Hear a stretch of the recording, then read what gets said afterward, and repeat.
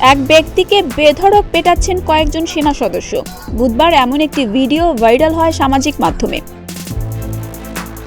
রাঙামাটির জুরাছড়ি থানা সূত্রে জানা গেছে, হামলাটি হয়েছে তাদের ওপরে। সালাম না দেয়ায় ৩ পুলিশ কনস্টেবলকে মারধর করা হয়েছে।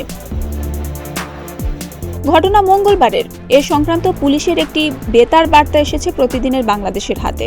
এতে বলা হয়েছে, ওই দিন বিকেল 5:30টার দিকে ৩ জন চাকমা সম্প্রদায়ের কনস্টেবল জুরাছড়ি থানার পাশে যক্ষা বাজারে চা পান করতে যান। সেখানে সেনাবাহিনীর এক জোন কমান্ডার পরিবার সহ অবস্থান করছিলেন।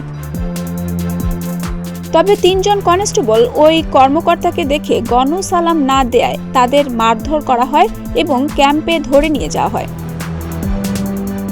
বার্তায় বলা হয়, ঘটনা তাৎক্ষণিকভাবে থানার ওসি পুলিশ সুপারকে জানালে তাকেও ক্যাম্পে যেতে বলা হয়। ওসি কয়েকজন অফিসারকে নিয়ে সেখানে গেলে ক্যাম্পের সামনেই তাদের আটকে দেওয়া হয় এবং মারতে শুরু করলে তারাও পালিয়ে আসতে বাধ্য হন। এক পর্যায়ে থানা ঘেরাও করে আগুন লাগিয়ে দেওয়া হয়। আহত পুলিশ সদস্যের ছবিও এসেছে প্রতিদিনের বাংলাদেশের হাতে। তবে এ বিষয়ে থানা পুলিশ বা সেনাবাহিনীর পক্ষ থেকে সরাসরি কোনো মন্তব্য পাওয়া যায়নি। ডেস্ক রিপোর্ট, প্রতিদিনের বাংলাদেশ।